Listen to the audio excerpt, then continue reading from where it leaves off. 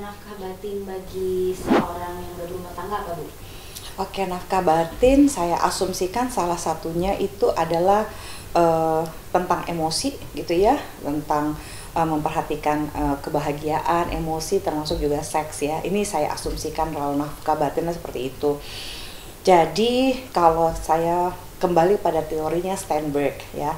Steinberg itu memiliki teori trilogy of love. Dia mengatakan bahwa sebuah relationship itu akan menjadi komplit atau lengkap ya, karena tidak ada relationship yang sempurna. Jadi menurut Steinberg itu ada 3 pilar ya, ada 3 begini yang bisa membuat sebuah relationship itu menjadi kokoh atau kuat gitu, yaitu dia harus memiliki 3 hal.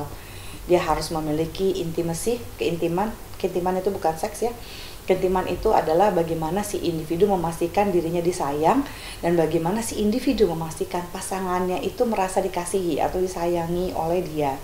Misalnya salah satunya pakai love language atau bahasa cinta. Lalu yang kedua itu adalah komitmen. Ya, komitmen itu harus jelas di dalam relationship. Artinya gini, relationship mana aja ya. Misalnya relationship itu kan ada yang casual, ada yang semi casual, ada yang eksklusif.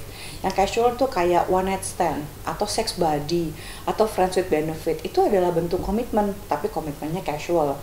Terus kalau yang semi itu misalnya yang mereka yang open relationship, open marriage gitu ya, open monogami, atau mereka-mereka yang mau swapping ya, swingers gitu misalnya, threesome dan sebagainya, itu adalah bentuk semi casual atau semi eksklusif.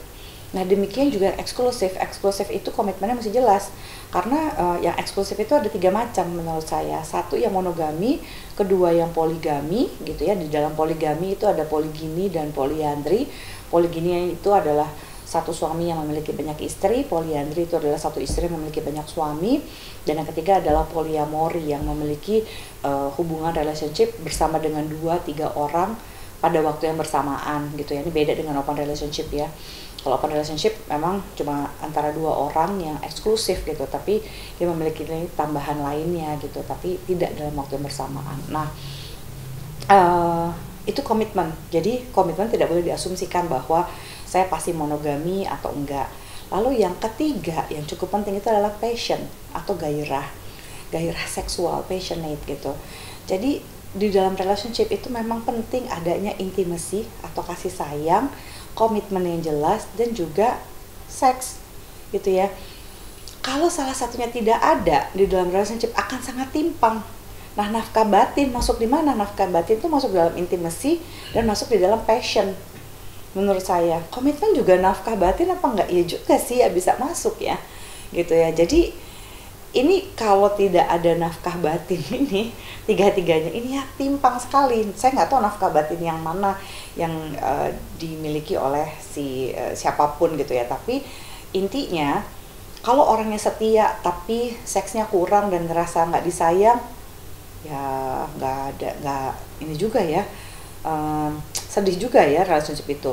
Kalau nggak merasa disayang meskipun setia dan seksnya juga enak banget gitu, itu juga nggak mau. Ada beberapa orang yang merasa kayak cuma dipakai aja sebagai pelampiasan seks itu oleh pasangannya. Nah, kalau misalnya sexless marriage ya, nggak ada marriage atau relationship itu, pernikahannya tidak ada seks sama sekali, tapi setia dan disayang, mau nggak? Ya nggak mau. Jadi ketiga hal ini ya, nafkah batin ini yang menurut asumsi saya gitu, itu sebaiknya dimiliki, seperti juga sesuai dengan teorinya Steinberg. Ketimpangan dari tidak adanya salah satu ini ya, baik seks ya, baik rasa cinta, kasih sayang, atau mungkin komitmen gitu, itu akan mempengaruhi kesehatan mental dari si individunya sendiri.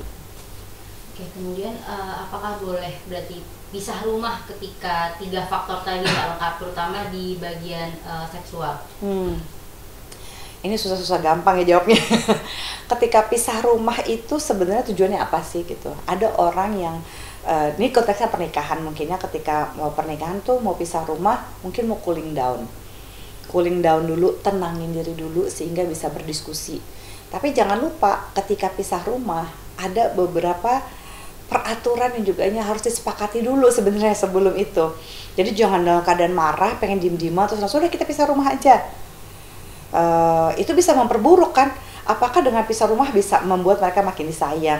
Pisah rumah apakah memperkuat komitmen? Pisah rumah apakah bisa membuat gairah seks jadi muncul? Enggak kan? Karena masalahnya itu apa? Masalahnya pisah rumah itu adalah cooling down untuk menenangkan diri, mengumpulkan tenaga dan energi. Mungkin udah terlalu burn out, udah terlalu kelelahan secara emosi, sehingga udah nggak bisa berdiskusi lagi untuk berdiskusi dengan sehat. Nah, pisah rumah itu sebenarnya untuk ketika ketemu lagi berpikir gimana caranya untuk bisa mendiskusikan problem ini yang membuat mereka berantem terus nih, apa nih gitu. Tapi kalau itu tidak disepakati dengan jelas, nanti pas pisah rumah cari yang lain gimana? Atau bahkan pisah rumah ternyata bukan untuk cooling down, untuk ketemu lagi buat ngobrolin problem, tapi untuk persiapan sama-sama mau bercerai. Nah, itu kan juga bisa aja gitu ya, kayak oh ternyata pas pisah rumah lebih bisa berpikir bahwa saya nggak mau lagi sama dia, saya terlalu stres, saya terlalu trauma, saya terlalu nggak kuat. Ya nggak apa-apa juga gitu ya, tapi kesepakatannya itu tetap harus didiskusikan sama-sama. Saya mesti pisah rumah dulu dari kamu karena terlalu trauma misalnya, tapi juga bisa jadi pisah rumah karena terlalu kelelahan secara emosi gitu ya, sampai benar-benar nggak bisa ketemu lagi dan nggak bisa membahas masalah dengan lebih komprehensif kayak gitu.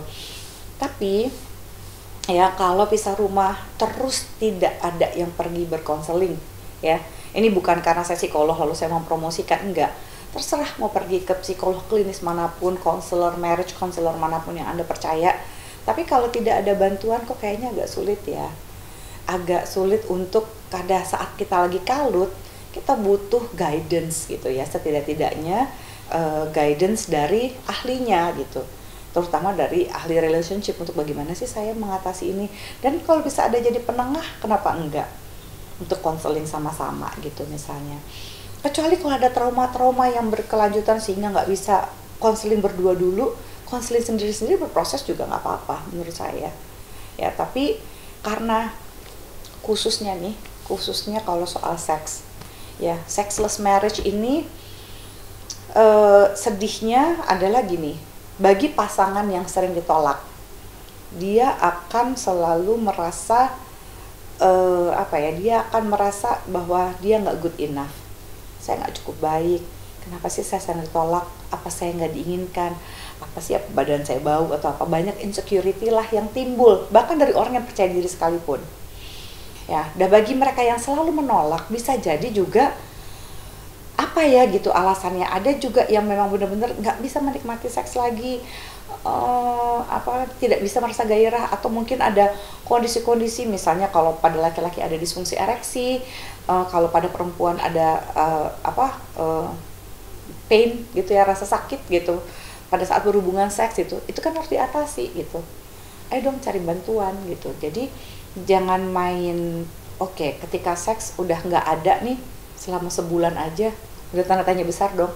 Ketika Anda tidak menginginkan seks atau tidak bisa memberikan seks kepada pasangan, cepat-cepat dicari tahu, jangan ditunggu sudah beberapa bulan gitu ya, baru nanti akhirnya masalah jadi menumpuk. Karena seks itu penting meskipun bukan segalanya, khususnya di lingkaran segitiganya si Steinberg ini menurut saya.